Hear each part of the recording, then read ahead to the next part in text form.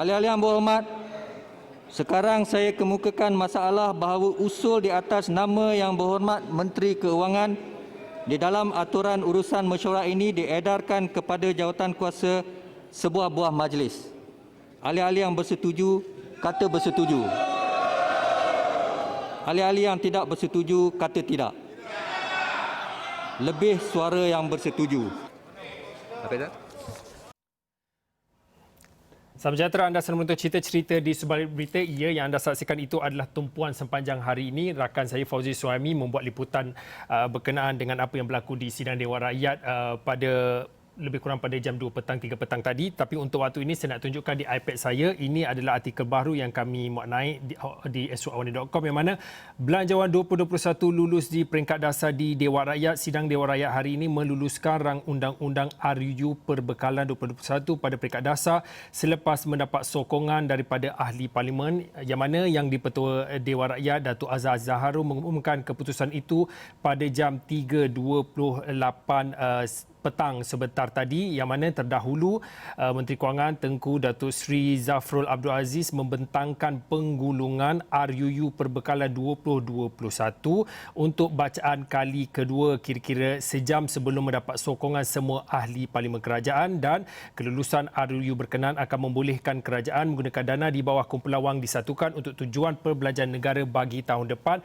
Untuk artikel penuh anda boleh terus ke eswakawani.com. Rakan saya Fauzi Suhaimi telah pun menulis artikel dan juga laporan berita tentang itu, dan ada beberapa lagi lah artikel dan juga kenyataan yang dikeluarkan dan juga apa yang menjadi tumpuan di Dewan Rakyat itu, antaranya seperti Belanjawan 2021 skim Aisina diperluaskan kepada semua ahli KWSP.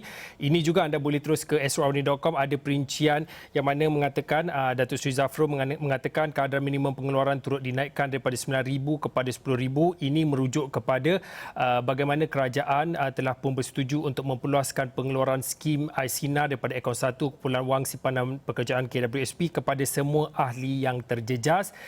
Sebentar nanti rakan saya Fauzi Suhaimi akan memberikan perincian berkaitan dengan perkara, juga ada beberapa persekturan dalam penggulungan Menteri Kewangan yang telah pun disampaikan sebentar tadi. Tapi kalau diikutkan dalam proses pengundian pada hari ini, kalau boleh Fauzi kongsikan, kalau diikutkan undian hari ini menandakan pembacaan kedua atau peringkat dasar rang undang-undang RUU Berbekalan seterusnya akan beralih ke peringkat jawatan kuasa. Sebelum kita nak bergerak kepada ke peringkat yang seterusnya, kalau diikutkan speaker, kalau kita dengar tadi dalam sedutan daripada Dewan Rakyat itu, kita dengar speaker terlebih dahulu bertanyakan suara ahli parlimen sama ada bersetuju tentang rang undang-undang RUU Perbekalan 2021 ataupun tidak. Speaker akan membuat keputusan berdasarkan keputusan sebulat suara yang mana yang lebih kuat. Dan kalau diikutkan dalam laporan berita yang mana mengatakan Yang Berhormat daripada Pokok Sena Mahfuz Omar, Datuk Mahfuz Omar, yang mahu pengundian dibuat secara en blok tidak kesampaian kerana kalau diikutkan ia memerlukan sekurang-kurangnya 15 ahli parlimen, tetapi pada ketika itu difahamkan hanya 13 ahli parlimen yang berdiri untuk menyokong cadangan itu.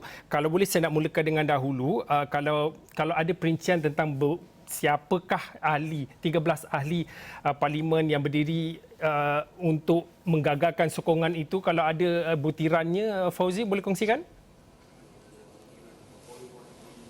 Ya, baik. Betul Fauzi. Kalau kita tengok dalam sidang tadi selepas sesi penggulungan Menteri Keuangan Tengku Datuk Seri Tengku Abdul Aziz selesai membuat penggulungan rang undang-undang perbekalan 2021 ataupun Belanjawan 2021 hari ini, seperti tadi ada yang di-Pertua Dewan Rakyat memberi kebenaran ataupun membuka kepada mana-mana pihak untuk mengusulkan undi belah bahagi terhadap belanjawan yang dibentangkan kiranya bacaan kali kedua pada hari ini Fauzi. Dan daripada usul itu ia dimulakan dengan ahli parlimen Pokok Sena iaitu Datuk Mahfuz Omar yang mula bangkit, yang orang pertama bangkit untuk mengusulkan undi tidak percaya, dan disusuli dengan beberapa ahli-ahli parlimen perbankan yang lain yang saya nampak tadi ada daripada ahli parlimen Pekepong dan mengikut senarai yang saya peroleh daripada Parlimen itu sendiri terdapat 13 ahli parlimen, iaitu Tun Dr. Mahathir Mohamad daripada Bebas Langkawi, Datuk Seri Mukhlis Mahathir Bebas Jerlun, Datuk Mahfuz Omar daripada Parti Amanah Pokok Sena, daripada Khalid Samad Amanah Shah Alam, Hanifah Maiden daripada Amanah Sepang, Muhammad Sabu Amanah Kota Raja, Datuk Seri Dr. Mujahid Yusof Rawa Amanah Parit Buntar, Datuk Hatta Ramli Amanah Lumut, Datuk Anwar Tahir Amanah Temeloh, Datuk Seri Dr. Zulkifli Ahmad Amanah Kuala Selangor, Datuk Hasanuddin Yunuh anak amanah daripada Ulu Langat, Datuk Dr. Hassan Bahrom amanah Tampin, dan Datuk Seri Salahuddin Ayub itu amanah Pulai. Dan kesemua rata-rata majoriti yang membuat undi belah bahagi ini adalah daripada Parti Amanah, dan 2 daripada Bebas, iaitu Ahli Parlimen Langkawi dan Ahli Parlimen Jelun. Fauzi. Fauzi, kalau boleh dikongsikan, kalau kita dengarkan dalam ucapan penggulungan Menteri Kewangan sebentar tadi, ada menyebut tentang beberapa penstrukturan yang diumumkan, antaranya sudah tentu pengumuman mengenai KWSP yang mana kerajaan telah pun bersetuju untuk memperluaskan pengeluaran akaun 1 daripada akaun 1 KWSP kepada semua ahli yang terjejas daripada sudut pendapatan.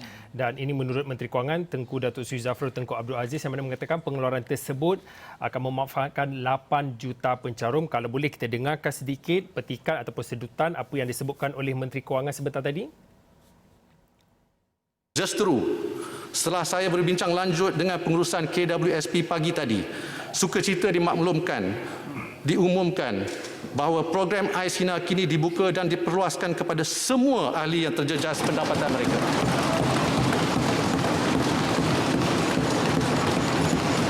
Terima kasih Menteri.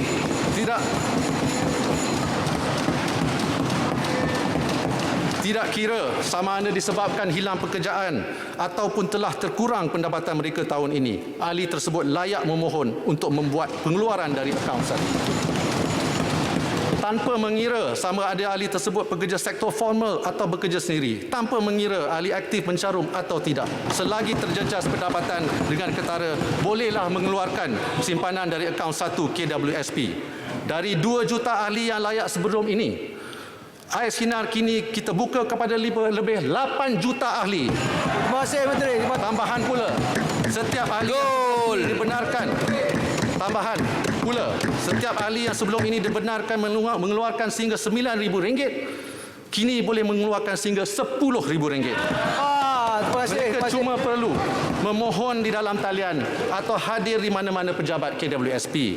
Tunjukkan sahaja bukti mengenai kehilangan pekerjaan, notis, cuti tanpa gaji, potongan gaji, allowance atau OT maupun pengurangan pendapatan jika bekerja sendiri.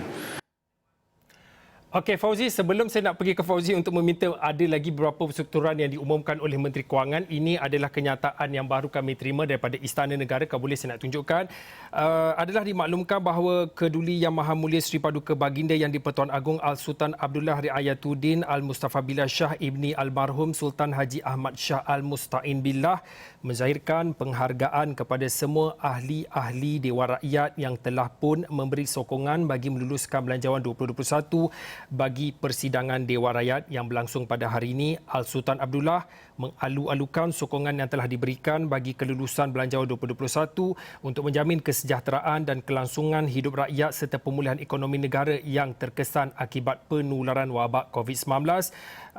Dan Seri Paduka Baginda turut menzahirkan penghargaan kepada ahli-ahli Dewan Rakyat yang telah mendukung titah nasihat Baginda pada 28 Oktober 2020 yang lalu untuk memberi sokongan demi kesejahteraan dan keselamatan rakyat serta kemaslahatan negara. Sesungguhnya selain daripada pemulihan ekonomi negara dan kelangsungan hidup rakyat, Belanjawan 2021 amat penting kepada kerajaan dan pihak berkuasa, khususnya petugas barisan hadapan, untuk meneruskan dan melancarkan dasar serta usaha membendung dan menangani ancaman wabak COVID-19. Selaku Ketua Negara, Al-Sultan Abdullah amat menghormati setiap parti politik yang berdaftar di negara ini dan Seri Paduka Baginda juga menghargai peranan dan amanah yang dipertanggungjawabkan kepada ahli-ahli Dewan Rakyat dalam membela kebajikan rakyat. Sehubungan dengan itu, Seri Paduka Baginda amat menghargai komitmen dan semangat muafakat serta gandingan bahu setiap pihak kerana ia amatlah penting bagi mengekalkan momentum pemulihan ekonomi demi kesejahteraan bersama. Dan dalam kenyataan ini, Al-Sultan Abdullah turut menzahirkan keyakinan penuh kemampuan kerajaan untuk menarajui pentadbiran negara pada saat negara yang ketika ini sedang diuji dengan pelbagai krisis, dan ini kenyataan yang dikeluarkan daripada pihak Istana Negara oleh Datuk Indra Ahmad Fadil Syamsuddin, Datuk Pengelola Bijaya Diraja Istana Negara.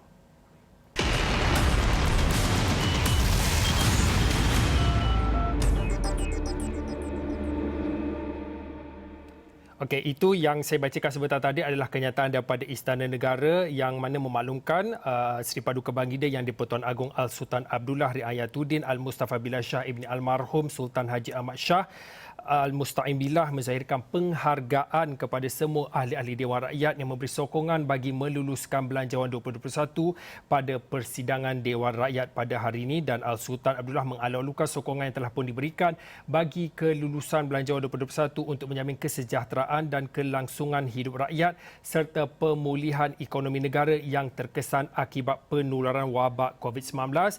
Dan dalam kenyataan ini, kalau boleh saya bacakan sedikit lagi, Seri Paduka Baginda turut menzahirkan penghargaan kepada ahli-ahli Dewan Rakyat yang telah mendukung titah nasihat baginda pada 28 Oktober 2020 yang lalu, yang mana untuk memberi sokongan demi kesejahteraan dan keselamatan rakyat serta kemaslahatan negara. Dan di akhir perenggan dalam kenyataan ini, Al-Sultan Abdullah turut menzahirkan keyakinan penuh kemampuan kerajaan untuk menerajui pentadbiran negara pada saat negara ketika ini yang sedang diuji dengan pelbagai krisis. Dan pastinya kami akan membawakan perkara ini dan juga liputan ini. Artikel akan menyusul selepas ini di astroawani.com dan pastinya dalam buletin Awani selepas ini dan di Awani 7.45.